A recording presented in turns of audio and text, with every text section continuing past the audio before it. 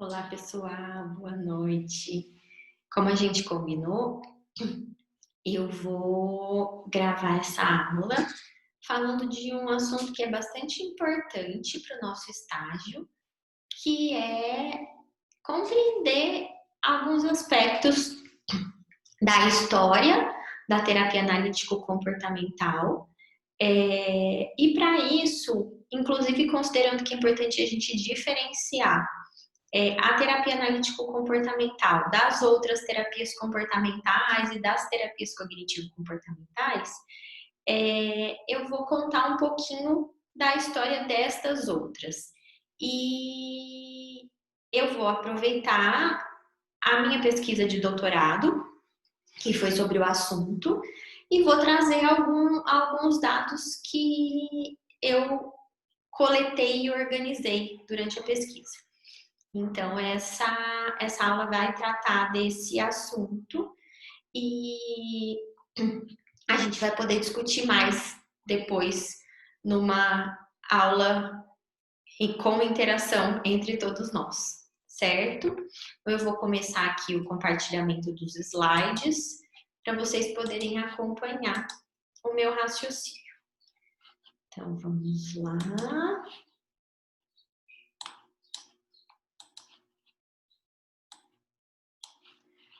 Deixa eu voltar aqui.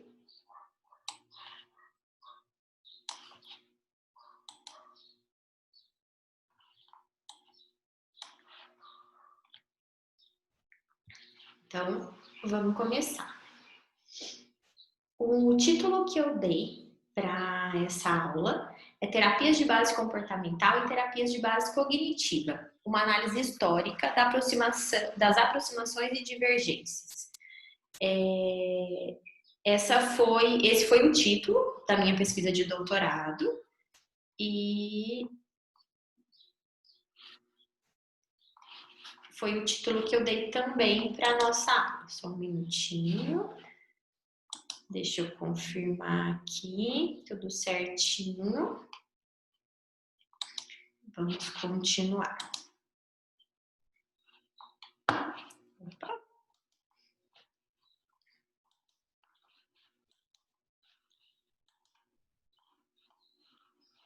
Vamos lá. Então, nosso primeiro slide. Eu usei os termos terapia de base comportamental e terapias de base cognitiva.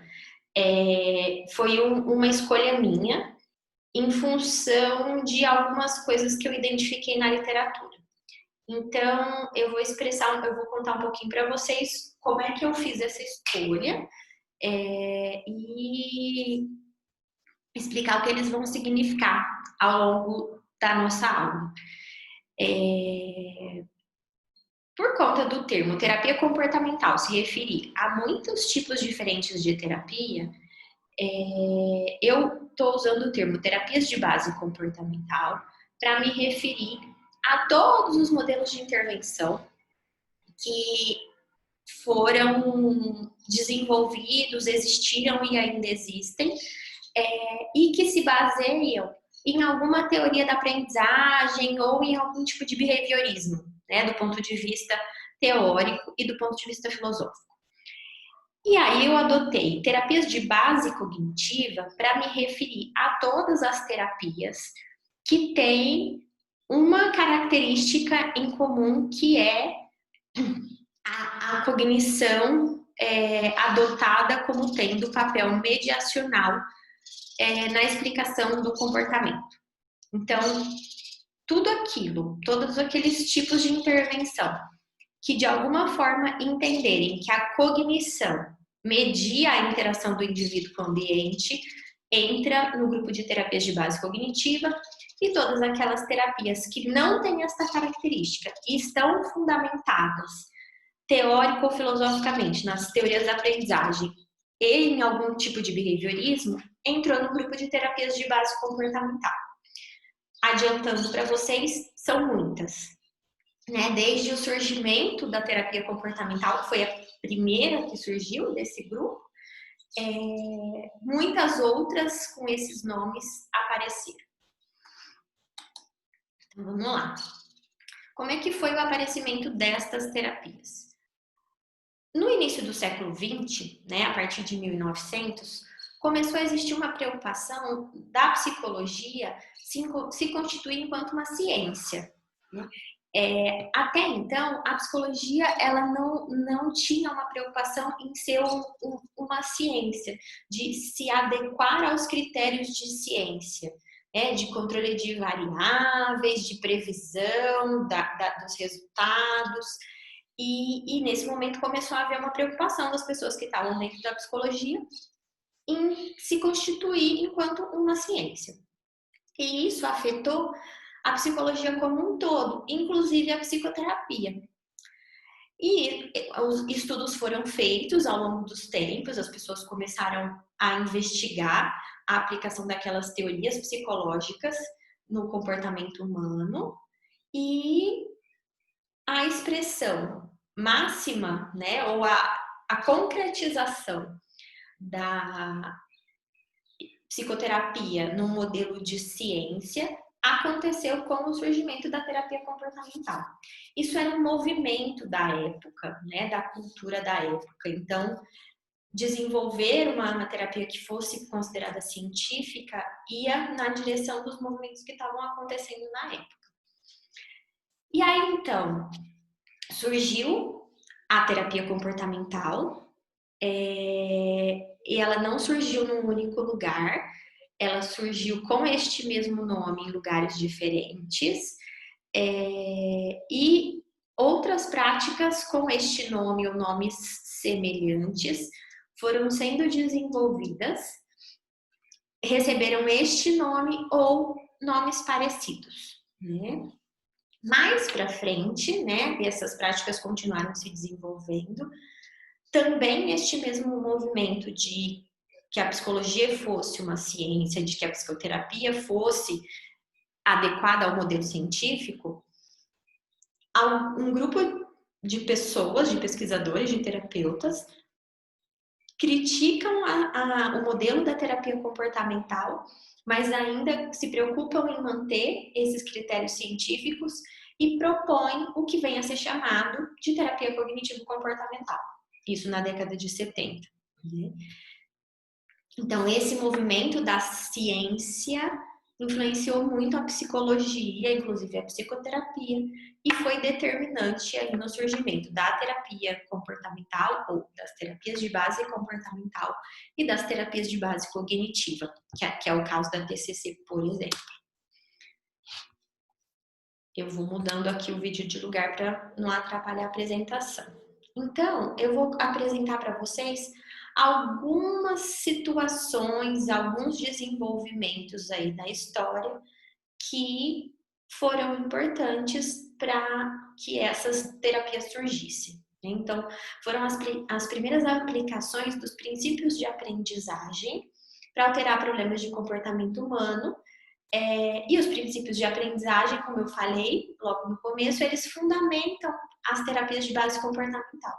Então, aqui nesses exemplos, foram as primeiras vezes que se usou teorias que tinham sido desenvolvidas em laboratório e aplicadas em contexto de laboratório no comportamento animal, foram aplicadas em alguns contextos de tratamento, em outros em contextos de pesquisa, mas com o objetivo de mudar o comportamento humano. Em 1920, o Watson e a Reiner desenvolveram a pesquisa do pequeno Albert, que é uma pesquisa clássica, deve ser conhecida por todos vocês, em que o Watson tinha o objetivo de mostrar que o medo era aprendido. Então, ele condicionou um bebê a ter medo de objetos peludos, né? Pequenos e peludos, como um rato branco, um urso de pelúcia, uma barba de Papai Noel. Ele pareou estes objetos com um som estridente que causava choro e aparentemente medo no pequeno Albert, e foi fazendo com que o menino passasse a ter medo de todos esses objetos. É um processo de condicionamento respondente, é o mesmo processo que o Pavlov descobriu com a salivação dos cães, né? Nesse caso, para o medo. Em 24, a Mary Cover Jones, que foi aluna de pesquisa do Watson, desenvolveu o tratamento para o medo que o Watson tinha ensinado para o pequeno Albert.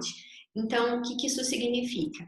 Significa que o Watson propunha que o medo é aprendido e este comportamento, denominado medo, pode ser modificado com o mesmo processo em que ele foi aprendido. E aí é o caso Peter, que é um menino que tinha medo e que passou por um procedimento de condicionamento para que ele perdesse o medo.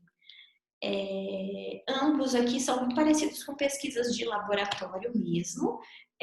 O primeiro foi feito dentro de um hospital, então não era exatamente um espaço tão controlado.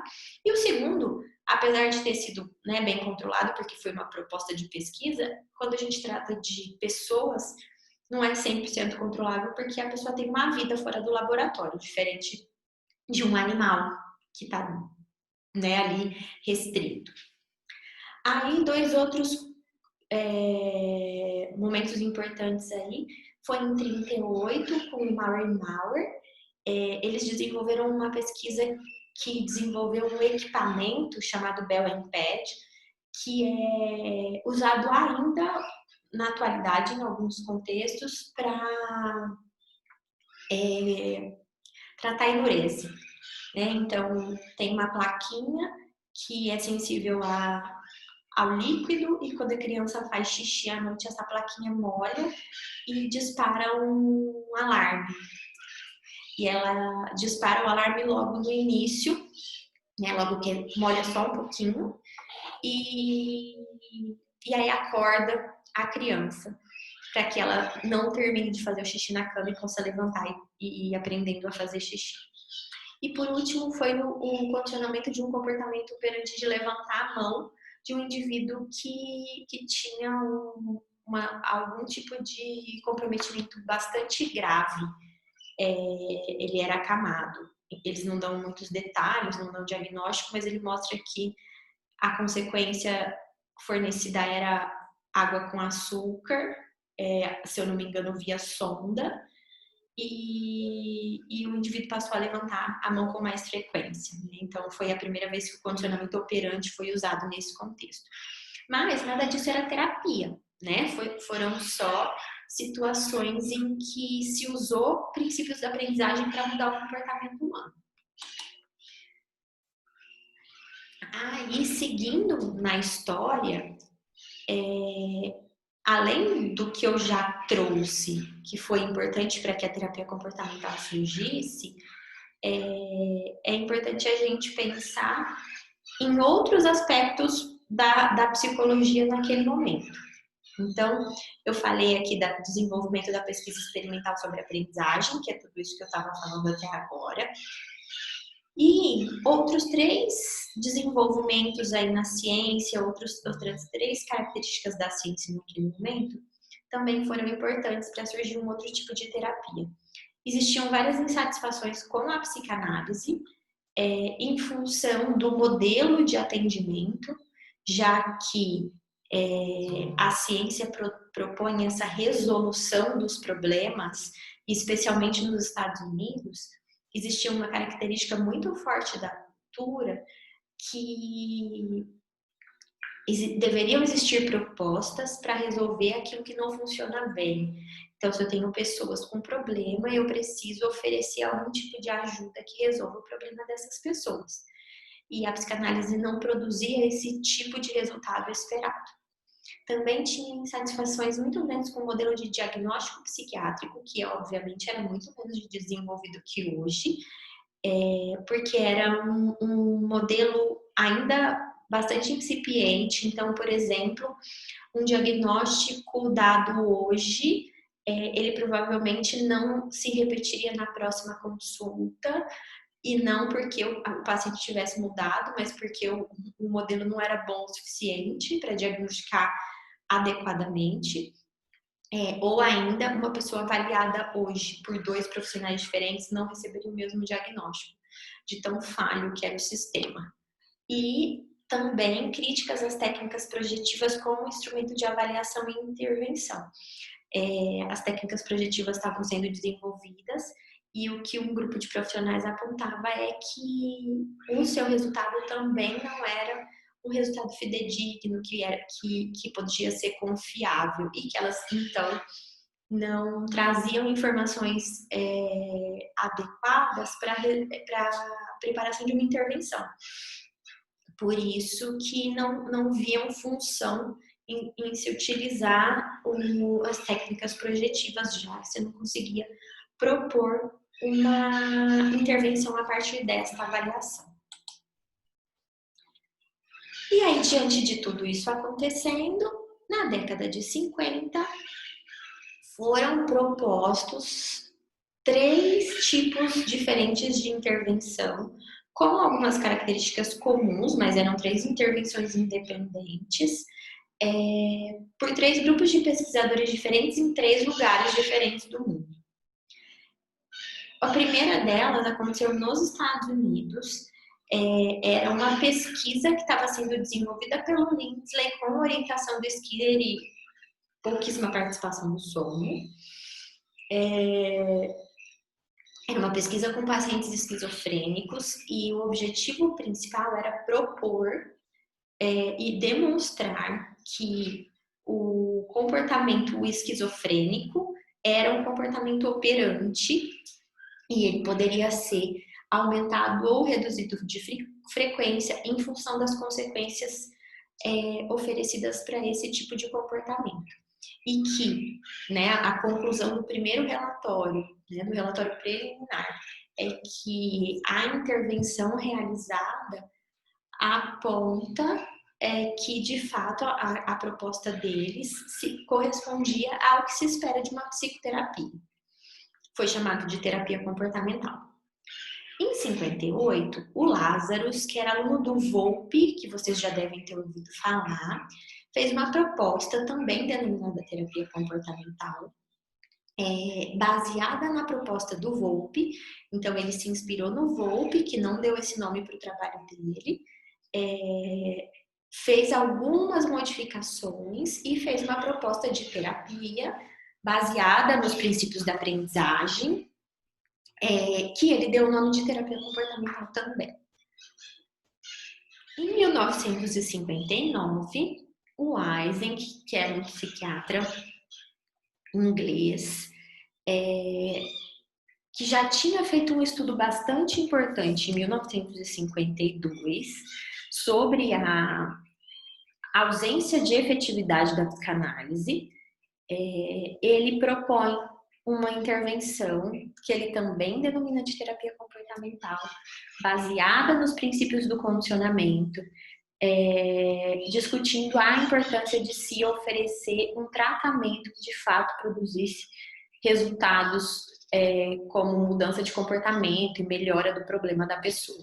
E aí ele fala bastante de medos, de ansiedade, que a proposta dele tinha a função de ajudar com esse tipo de queixa, né?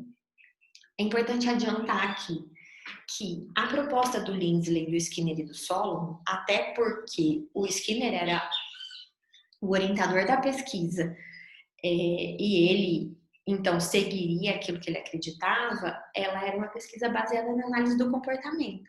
Então, os princípios que guiaram a pesquisa, a intervenção que eles fizeram, toda a interpretação, eram os princípios analítico-comportamentais, que é o que a gente usa no nosso estágio. O Lazarus e o Eysenck tinham propostas de intervenção não baseadas na análise do comportamento, baseadas em outras teorias da aprendizagem que foram desenvolvidas aí na primeira metade do século XX. E então elas divergiam bastante da proposta americana, né, do Lindsley e do Skinner, e elas tinham semelhanças entre si, Lazarus e Eysenck, e com a do Volpe, por estarem baseadas em princípios mais parecidos. E acho que isso é o principal aqui desse momento. Então, aqui é Estados Unidos, Inglaterra e África do Sul. O Lazarus acabou vivendo a maior parte da vida dele nos Estados Unidos, mas nesse momento inicial, ele morava na África do Sul. Ele, inclusive, publicou o artigo em que ele usa, né, o nome de terapia comportamental a primeira vez, numa revista científica sul-africana. E aí, então, a gente vai ter alguns desenvolvimentos da terapia comportamental que aconteceram até a década de 70, né? A gente tem aqui a proposta de revistas científicas, né? Então, o BRAT, que é British Research, eu não me lembro o que é o A, and Therapy, que foi uma revista científica proposta pelo Volpe, com o objetivo de ter um espaço para publicação da terapia comportamental. O The Behavior Therapist, que é uma publicação da Associação de Terapia Comportamental, né, Associação Americana de Terapia Comportamental, e a Behavior Therapy, que é uma revista que existe até hoje, na verdade todas elas existem até hoje, e que foi lançada na década de 70 também, um espaço para publicar sobre terapia comportamental.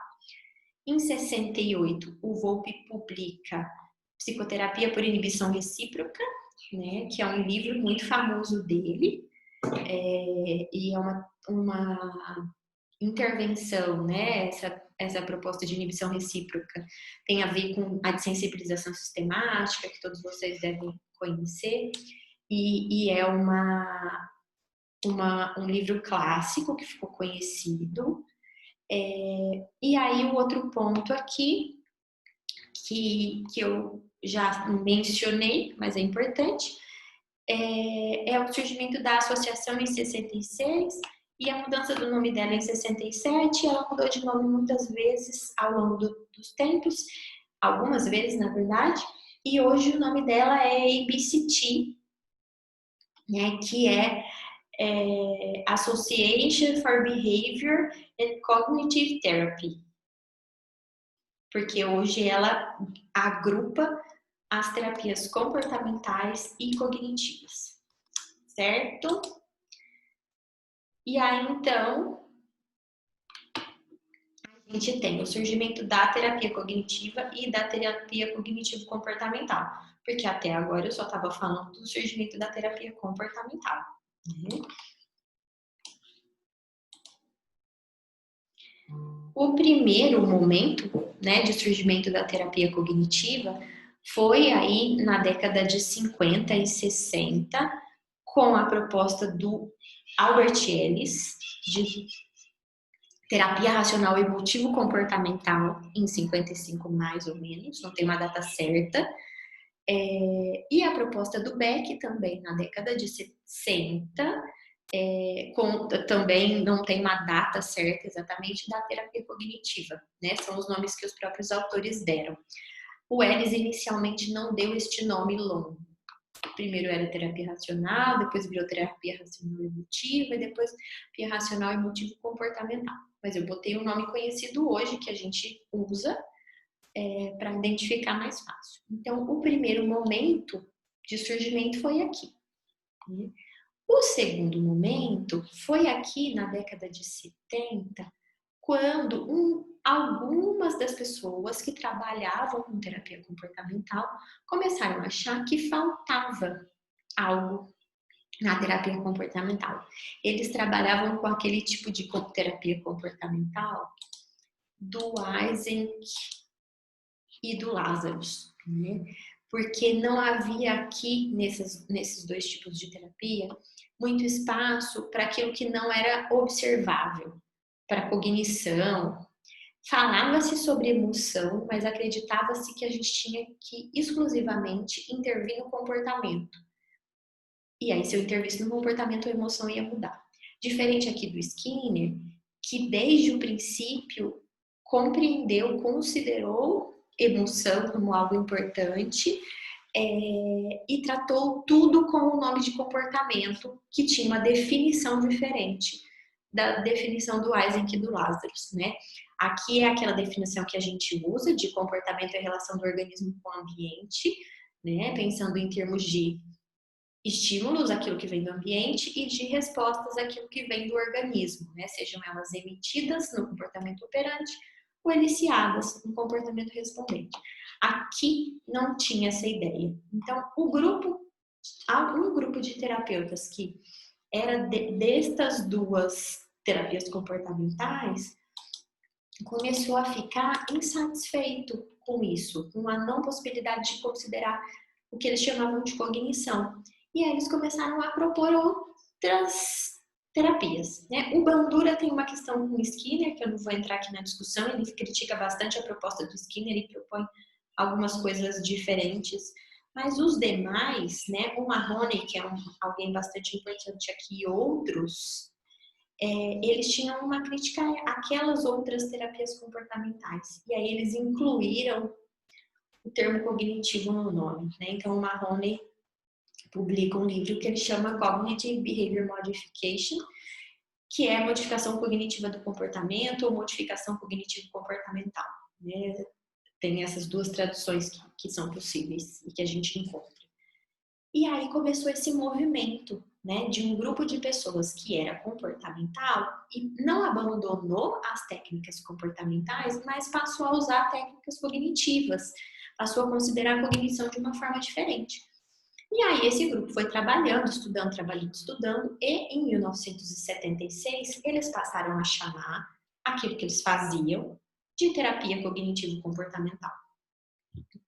Este nome surgiu para agrupar as propostas que já existiam, e não este nome determinou o surgimento da coisa, né? É igual, vamos pensar, a criança já existe, ela nasce, eu dou um nome. Não é que junto com a concepção ela já tem um nome, eu dou um nome e faço depois, né? Tem coisas acontecendo, eu preciso dar um nome para essas coisas, e aí eu chamo de terapia cognitivo-comportamental. Então, este nome passa a incluir todas as terapias que têm este caráter de considerar a parte da cognição como algo diferente do restante do comportamento, né? Tem uma forma de olhar para a cognição diferente, de olhar para os outros padrões de comportamento. E aí tem aqui a fundação desta revista, né, Cognitive Therapy and Research, Terapia Cognitiva e Pesquisa. E aqui eu coloco quando a associação, que eu falei no slide anterior, né, esta associação aqui, muda de nome para o nome atual, que é ABCT, Association for Behavior and Cognitive Therapy. Então, nos Estados Unidos, a gente tem uma associação que representa todas essas terapias aqui, as comportamentais, de base comportamental, e as de base cognitiva. Certo? Então, o que determinou o surgimento da TCC, né, das TCCs, foram as insatisfações com os modelos estritamente comportamentais que não tinham pressupostos mentalistas.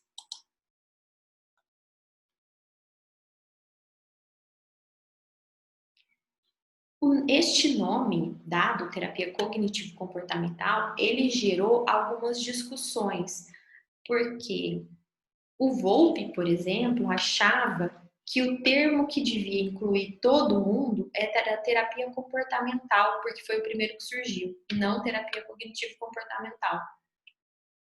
Só uma informação histórica. Ele achava, brigou por isso e não funcionou, as pessoas continuaram denominando terapia cognitivo-comportamental. E aí eu uni tudo numa linha do tempo só, né? O Lindsley, o Solomon e o Skinner em 53, o Ellis em 55, o Lazarus em 58, o Volpe, o Eysenck, desculpa, em 59, o Beck em 60, o Bandura em 67, o Marrone em 74, o nome TCC em 76, a revista em 77 e a associação em 2005. É só um panorama geral aí para vocês terem uma visão de como as coisas foram se desenvolvendo desde lá o comecinho na década de 50. E aí, para finalizar esse primeiro momento da aula, eu vou falar um pouquinho, né, do resumo do que esta história trouxe para esses grupos de terapia. Por conta de todas essas questões históricas que eu trouxe, a gente pode supor que elas têm algumas aproximações, algumas semelhanças. Quais são elas? Compartilharam ao longo dos tempos e ainda compartilham associações científicas, então as associações científicas representando os dois grupos de terapias e, consequentemente, os eventos científicos promovidos pelas associações, abrangem então terapia comportamental e cognitiva. Algumas publicações, tanto livros quanto revistas científicas, que englobam também textos dos dois grupos, né? Por exemplo, as associações têm eventos e os eventos geram publicações. Quando elas são mistas, as publicações são mistas, né? No Brasil, por exemplo, a gente tem a RBTCC, que é um periódico, não é ligado à associação, mas também é um periódico misto. Então, é um outro exemplo. A gente também tem livros. Técnicas de intervenção, como eu falei, o TCC usa técnicas das teorias da aprendizagem, técnicas comportamentais, que são usadas pelas terapias comportamentais. Então, compartilham técnicas de intervenção. E como vocês podem ver, as origens e os precursores, que a gente não discutiu aqui, porque não tem tanto interesse para nós nesse momento, por conta do objetivo da aula, mas são as pessoas lá atrás que de alguma forma contribuíram para o surgimento da área, né? Eles compartilham, esses dois grupos de terapia compartilham. Então, por conta de tudo isso, foi comum durante muito tempo as pessoas tratarem qualquer tipo de terapia comportamental ou de terapia de base cognitiva como por nome de terapia comportamental. Assim como hoje é muito comum as pessoas tratarem todas as propostas de terapia que compartilham de alguma dessas características como terapia cognitivo comportamental. E uma das razões de eu ter optado por fazer essa pesquisa foi o fato de que me incomodava bastante essa questão do nome. Eu me incomodava quando alguém criticava o que eu fazia em função do nome, por achar que era um tipo de terapia que não era exatamente o que eu fazia, e eu me preocupava e me incomodava que eu fosse interpretada ou aquilo que eu faço fosse considerado algo que não é de fato o que é. E aí eu fiquei com vontade de estudar e propor para que as pessoas pudessem entender melhor. E esse incômodo passou muito, a pesquisa me ajudou bastante, mas é algo que acontece ainda. Em termos de divergências, a gente tem a questão do mentalismo, né? As terapias de base comportamental não têm esta visão mentalista, e as terapias de base cognitiva, elas têm, né? A cognição, né? A questão mental é algo que está presente em todas e impacta diretamente na forma de compreensão do que é um comportamento, do que é um pensamento, do que é uma emoção e como eles se interrelacionam. Os fundamentos teóricos e filosóficos são diferentes, não só entre as terapias de base comportamental e cognitiva, mas entre elas dentro do próprio grupo. Né? E a definição que se dá para cada um dos nomes e também para os conceitos. Então, o que é comportamento? Para algumas abordagens é uma coisa, para outras abordagens é outra. É isso tudo falando dentro dos grupos de base comportamental e cognitiva. Fora deles, ainda maior divergência. Então, esse primeiro momento era isso que eu queria falar. Eu vou gravar ainda outros vídeos. Um próximo vídeo falando um pouquinho dessa história no Brasil. E depois um próximo vídeo falando das definições e também das diferenças hoje do que vem a ser terapia comportamental ou analítico-comportamental e terapia cognitivo-comportamental. Tá certo? Até já!